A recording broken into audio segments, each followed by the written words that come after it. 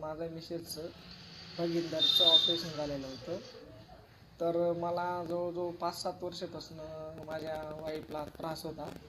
तर मी औरंगाबादला पण 2 वेळेस गेलो होतो. तिथं पण त्यांनी ऑपरेशन केलं.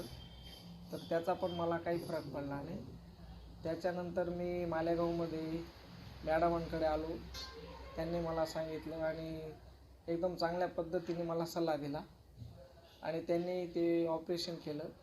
तर मला एकदम म्हणजे मिसेसला एकदम चांगला फरक पडला आणि एकदम म्हणजे आता जवळजवळ 1 वर्ष झालं आहे, काहीच प्रॉब्लेम आला नाही आणि पूर्ण काम करता येतं आणि फक्त 3च दिवसात म्हणजे ॲडमिट राहून सुट्टी झाली होती. खायचं वगैरे तसं काही एवढं विशेष राहत नाही. मॅडमांनी काही एवढं म्हणजे त्याला काही सांगितलं नाही.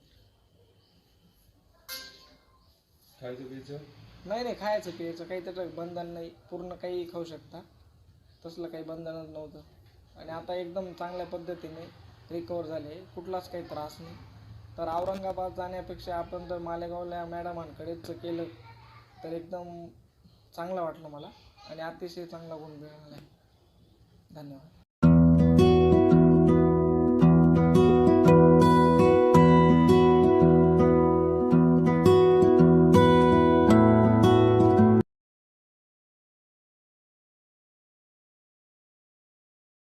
माझ्या मिसेसचं भगिंदरचं ऑपरेशन झालेलं होतं. तर मला जवळजवळ 5-7 वर्षापासून माझ्या वाईफला त्रास होता. तर मी औरंगाबादला पण 2 वेळेस गेलो होतो. तिथं पण त्यांनी ऑपरेशन केलं. तर त्याचा पण मला काही फरक पडला नाही.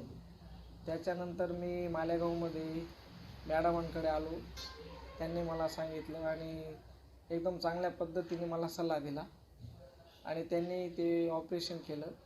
तर मला एकदम म्हणजे मिसेसला एकदम चांगला फरक पडला आणि एकदम म्हणजे आता जवळजवळ 1 वर्ष झालं आहे, काहीच प्रॉब्लेम आला नाही आणि पूर्ण काम करता येतं आणि फक्त 3च दिवसात म्हणजे ॲडमिट राहून सुट्टी झाली होती.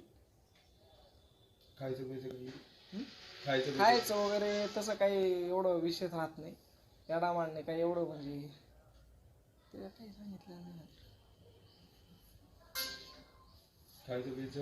नाही खायचं प्यायचं काही त्याचं बंधन नाही. पूर्ण काही खाऊ शकता, तसलं काही बंधनच नव्हतं आणि आता एकदम चांगल्या पद्धतीने रिकवर झाले, कुठलाच काही त्रास नाही. तर औरंगाबाद जाण्यापेक्षा आपण जर मालेगावला मॅडमांकडेच केलं तर एकदम चांगलं वाटलं मला.